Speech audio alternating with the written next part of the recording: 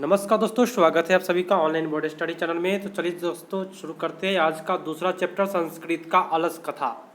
Class 10th वाले के लिए है, जिनका एग्जाम 2022 में होने वाला है, 23 में होने वाला है, उनके लिए काफ़ी बेटर क्वेश्चन बीटीसी बुक कल मैं लेकर के आया हूँ।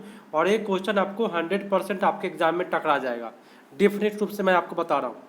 चलिए शुरू करते हैं। आज का प्रथम प्रश्न है, घर में आग लगी, दौड़कर कौन लोग पलायन हो गए।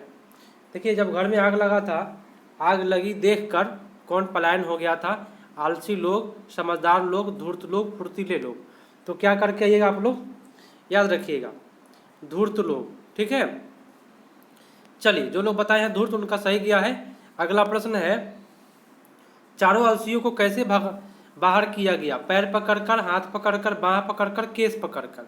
इतना आलसी थे ना, उनको केस पकड़ करके बाहर किया गया था। ठीक है, आपका उत्तर सी हो जाएगा। अगला प्रश्न है, देखिएगा ध्यान से। अलस कथा मिथिला में मंत्री कौन थे? तपेश्वर, वीरेश्वर, भुवनेश्वर, महेश्वर। उत्तर आपका हो जाएगा C is the right answer. Vireshwar मंत्री थे। कौन थे? वीरेश्वर मंत्री थे। अगला प्रश्न है कि बनावटी आलसी आलस दिखाकर कौन लोग भोजन करते थे? विद्वान लोग, धूर्त लोग, मूर्ख लोग, जानवर। देखिए, बनावटी आलसी भी उसमें चले गए थे भोजन करने के लिए, तो धूर्त लोग थे। ठीक है, आपका उत्तर यहाँ सी हो जाएगा। अगला प्रश्न है, काफ़ी मज़ेदार क्वेश्चन है, सिलेक्टेड क्वेश्चन है। वीरेश्वर कौन था? मिथिला का राजा, मिथिला का राजकुमार, मिथिला का मंत्री, मिथिला का संतरी। उत्तर आपका 5 का हो जाएगा बी, मिथिला का मंत्री था वीरेश्वर। ठीक है, अगला प्रश्न है, ये अलसशाला में आग क्यों लगाई गई? तो आलसियों को भगाने के लिए, आलसियों की परीक्षा करने के लिए, आलसशाला की संपत्ति हड़पने के लिए, और इनमें से कोई नहीं। उत्तर आपका 6 का हो जाएगा, B is the right answer, आलसियों की परीक्षा करने के लिए। चलिए अगला प्रश्न है, देखिएगा। प्रश्न है कि अलसशाला में आग लगाने पर कितने लोग नहीं भागे? 3 लोग, 5 लोग, 4 लोग, 6 लोग। तो कितने लोग नहीं भागे थे, इसके बारे में बता रहा है। तो 4 लोग नहीं भागे, जो ओरिजिनल आलसी थे। ठीक है, वो नहीं भागे। अगला है कि अलस कथा के रचयिता कौन है? कालिदास, विद्यापति, विष्णु शर्मा, नारायण पंडित। तो अलस कथा के जो रचयिता है वो आपका हो जाएगा बी, विद्यापति। कौन हो जाएगा? विद्यापति। अगला प्रश्न है, देखिएगा कि संसार में बच्चों का सच्चा रक्षक कौन है? माता, पिता, भाई, बहन।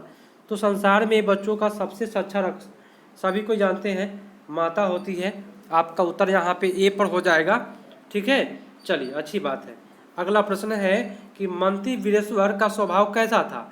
क्रोधी था, कृपण था, दानी था, इनमें से कोई नहीं। देखिए, आलसियों को भोजन खिलाने का काम करते थे, एक प्रकार का दानी ही होगा, इसलिए आपका उत्तर यहाँ पे बी पर चला जाएगा। ठीक है, चलिए अगला प्रश्न है, ये आलसियों के सुख को देखकर किसने आलसी बनने का स्वांग रचा? मंत्रियों ने, धूर्त ने, चोरों ने, पहरेदार ने। देखिए, आलस को फ्री में भोजन मिलता था, उसको देख करके सोचा कि चलो भाई हम लोग भी भोजन फ्री में कर लेते हैं। तो लेकिन इसमें सफल नहीं रहा, तो धूर्त लोग आपका हो जाएगा, मूर्ख मतलब धूर्त लोग। आपका उत्तर सी पर चला गया। ABCD आपको इधर उधर दिया होगा, तो उस पर आप घबराए नहीं, उत्तर सही से देख करके दे। आग कहाँ लगाई गई? अलसशाला में, अश्वशाला में, गौशाला में, दरबारियों के घर में। तो आप सभी को पता है कि परीक्षा अलसशाला में हो रहा था, तो आग उसी में लगेगा। तो उत्तर आपका ए हो जाएगा।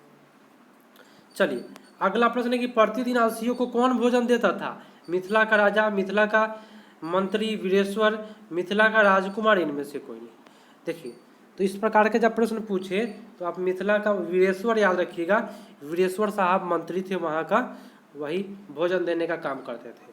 अगला प्रश्न है कि तीसरे आलसियों ने क्या कहा? क्या कहा तीसरे आलसियों ने? कोई ऐसा धार्मिक नहीं है जो भीगे हुए वस्त्र चटाई से ढक देता?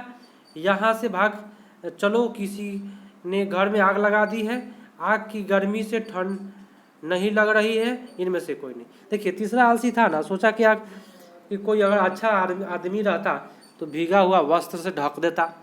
ठीक है, आपका उत्तर ए हो जाएगा। इतना आलसी था कि आग लगाने के बाद भी अंदर ही था। अलस कथा पाठ कहाँ से संकलित है? तो कृति लता से, परीक्षा से, कीर्ति पताका से, महाभारत से। आपका उत्तर 15 का हो जाएगा सबसे बेटर पुरुष की परीक्षा से, याद रखिएगा। आलसियों की परीक्षा नहीं, पुरुष की परीक्षा याद रखिएगा, ठीक है, माइंड में बैठा लीजिए। और अगला प्रश्न है कि मैथिली कवि कौन था। एक सेकेंड, हाँ, मैथिली कवि कौन था। मनोबोध, विद्यापति, चंद्र झा, भास। तो आपका उत्तर यहाँ 16 का हो जाएगा सी, विद्यापति, ठीक है। और अगला प्रश्न है कि मैथिल कोकिला के नाम से कौन प्रसिद्ध है। विद्यापति, उमापति, रामापति झा और चंदा। तो उत्तर आपका 17 का हो जाएगा ए, विद्यापति। क्या हो जाएगा, विद्यापति आपका उत्तर होगा। अगला प्रश्न, अलस कथा किस प्रकार की कथा है।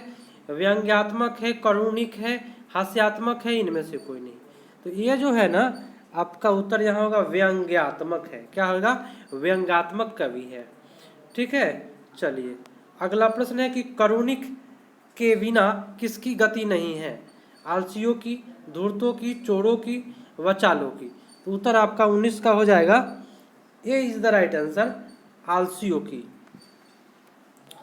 ठीक है। आपका उत्तर होगा आलसियों की।